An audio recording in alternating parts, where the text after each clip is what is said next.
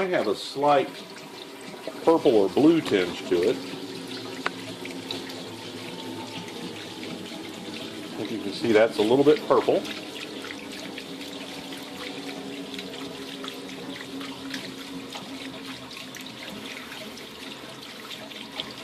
Has a very slight odor.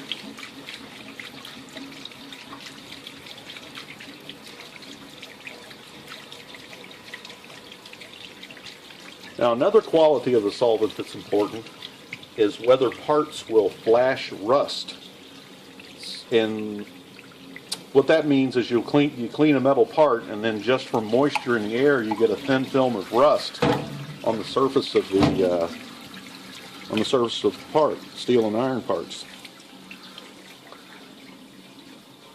And this is a quality you'll see people talking about in solvents. Obviously, water-based stuff, you have to oil it immediately, so people will put PB Blast or WD, something like that, on it immediately after they clean it. My understanding is this provides a little bit of an oil protection to the part, and it won't flash rust immediately, but if you leave it for a long period of time, you will eventually get some rust on the part. So I think that's kind of a good quality. It's a little bit of protection. You know, I can clean a part and come back to it in a few days, and it should still be fine. I read where some people, when they refill their tank, not specifically with this solution, but with other solutions like Stoddard or mineral oil or diesel, maybe not diesel, but Stoddard or mineral oil, that they will add a quart of automatic transmission fluid to improve its protection against flash rusting. And if that turns out to be a problem here, then that's probably how I'll solve it. So let's, I don't have it plugged in yet. Let me get a word about resistance and connectors. Let me switch over here. That's a little better light. I noticed this plug is a little bit pretty dull. So I'm going to go ahead and clean this up. Now, a lot of fires are caused, this is a pretty low current device, but still it's just good workmanship to clean stuff like this up. A lot of fires are caused by high resistance connections. These could be loose wire nuts, corroded wires where wires gotten down in a wall or into a junction box or into an outlet. And so a poor connection with high resistance will make a lot of heat, especially if high current is flowing. The wire that's in an electric heater is called resistance wire for a reason. It's high resistance. The electricity has to work really hard to get through the wire, and that's really kind of a goofy way of saying it, but that's what causes the wire to glow red hot. And if that happens in your walls or in your outlets, it's a big problem.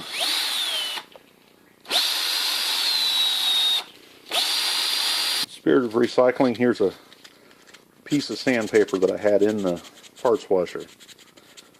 This is probably the results of my effort in my workshop today. This is a Saturday, with what free time I had.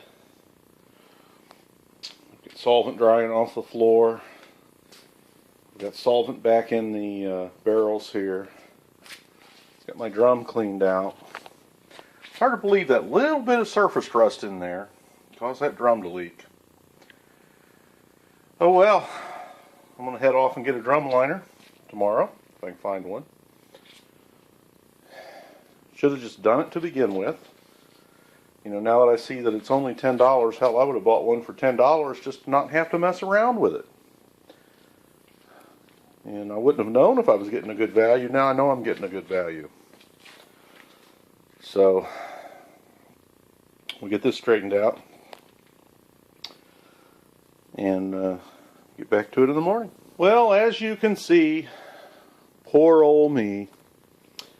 I wasn't able to solve my drum leaking problem this weekend, so I've put a plastic washer barrel down in my parts washer barrel and some of my old fluid. And I'm going to get my my parts cleaning projects done this weekend. I wanted to get done. I've just MacGyvered my way around it. And the solution The solution to my problem is right here. The Napa Know-How man's got a solvent bag, a solvent barrel liner for 30-gallon barrels. They're $10. Says call store for availability. Well, today's Sunday, and the only Napa I could find open within a reasonable drive of me didn't have it in stock. A relatively small store. So I'm going to make a few phone calls Monday and order one.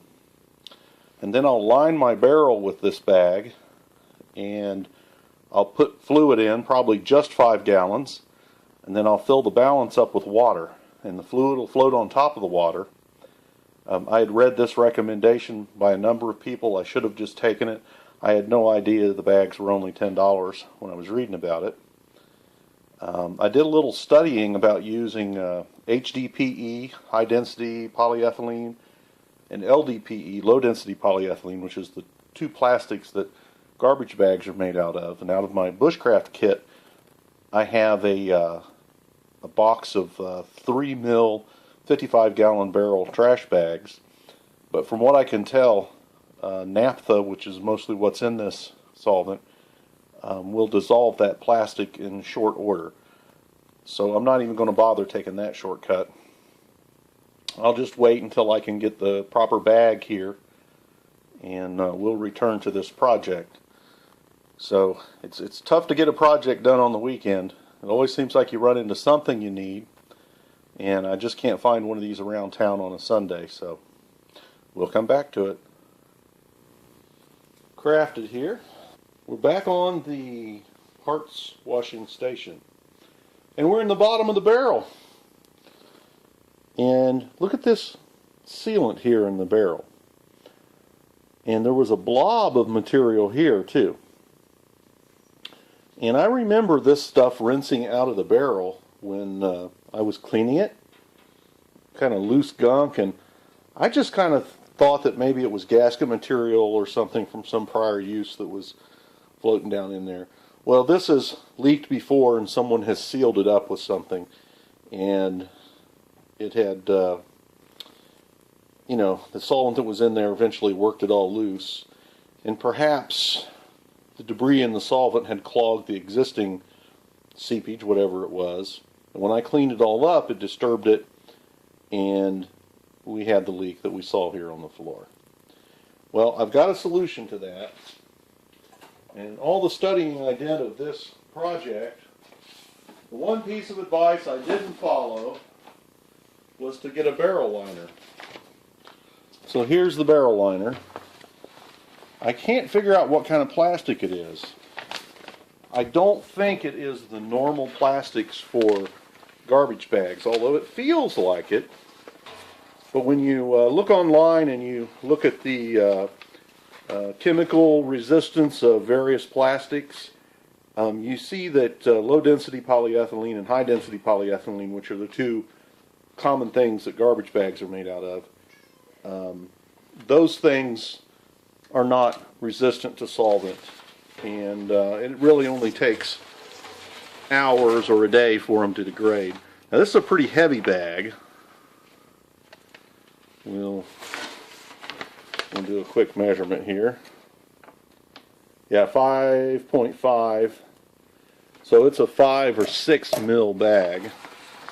There were no instructions or anything with this bag that said what it was, what the plastic was. Wow, and the thing is like twice as tall as the barrel. I don't really understand that. Anyways,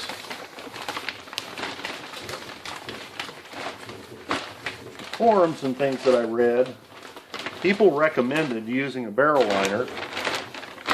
Pour in as much fluid as you want to use, and then the balance of water to bring the fluid up to the pickup.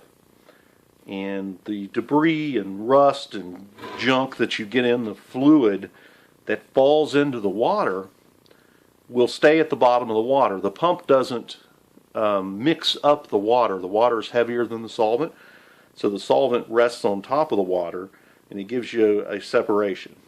So I'm going to do this exactly as recommended now. I've got 2 tanks of solvent, which I've already opened, so I can't take one back. I'm kind of thinking so that I can change, do I use all 10 gallons of my fluid and it take longer for my fluid to get grimy and ugly? Or do I just use 5 gallons of it in the balance of water, which it'll get dirtier more quickly, but I'll be able to change it in a year or 2 with the other drum that I have. So I'm a little undecided about what I'm going to do there. If I don't put the second 5-gallon drum of fluid in here, well, then I've got to store it, and I don't have a lot of room in the garage. And I really don't want to put a full one of those containers in the attic. I don't mind letting an empty one air out in the sun and put it in the attic. So I'm probably just going to pour them both in here. And I should have only bought one to begin with, so lesson learned. Put the cloth on the side of the barrel. I don't want to pinch. I'm going to lay the container here, and I don't want to pinch a hole in this bag.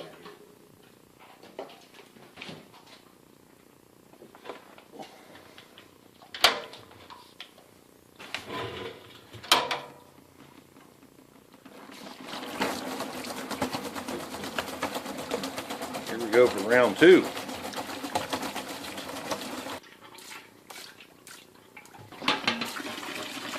Number 2.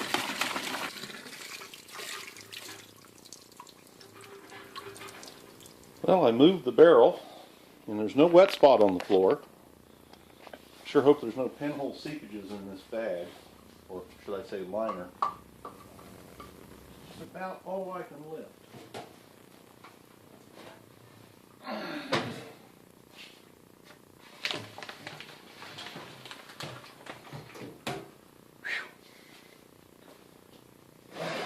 I need a gantry crane in the shop. I don't mean to sound like a wimp, but I sure don't want to hurt myself.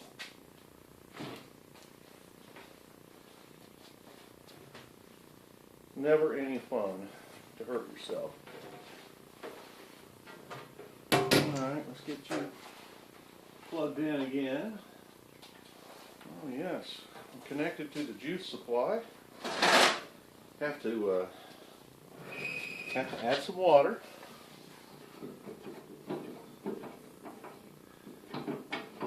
Bring my fluid up to the level of the pump. The water will go to the bottom, the fluid will rise. We can always separate it out again later.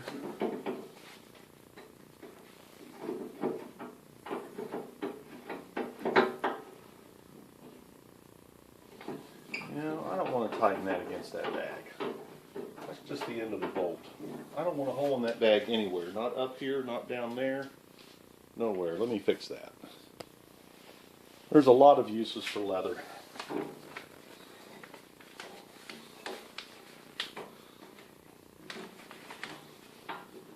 There we go.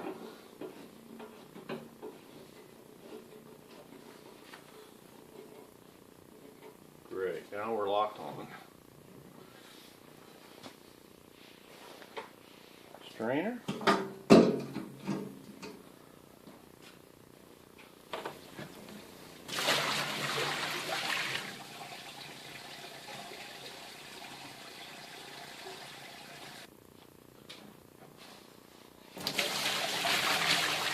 Bucket number 2. 10 quart it says.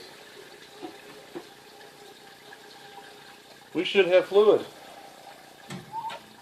Wow, check it out. We have fluid.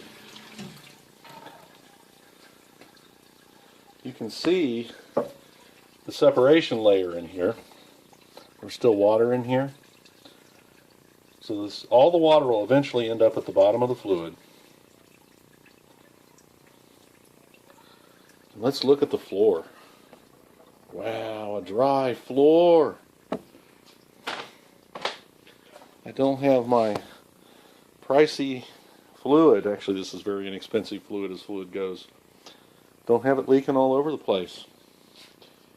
Awesome. Can't wait to clean some parts in it. So here we are.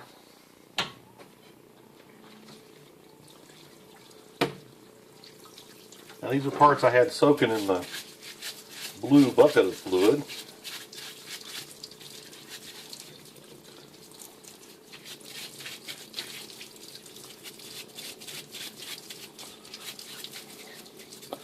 Get a chance to get one of these in your shop, you absolutely ought to do it.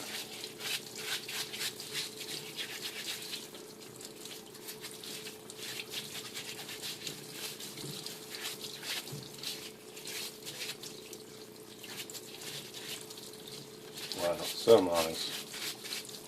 Stand here at a comfortable height. Get my stuff clean. I feel like I need to protect my fluid since it's clean.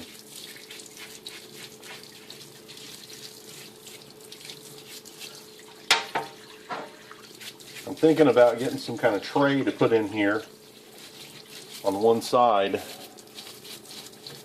that I can keep some that I can do like an initial cleaning of things to knock the big chunks off of, and throw a little bit of yucky mucky fluid away into the recycling container, rather than to muck up my whole container here. But you know, it's not going to take it long to get dark,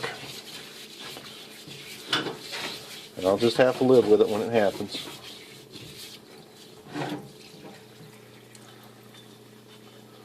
Boy, this pulley doesn't want to brighten up real good. Of course, it was black when I started.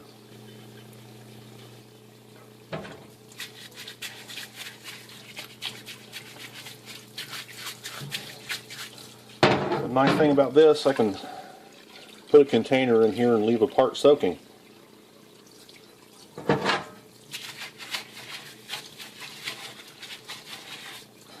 Wow, that cleaned up good. That was black and crusty.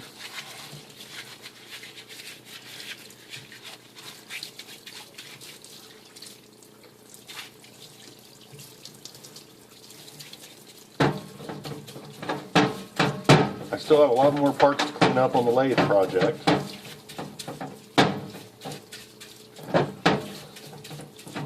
A lot of the little bits and pieces.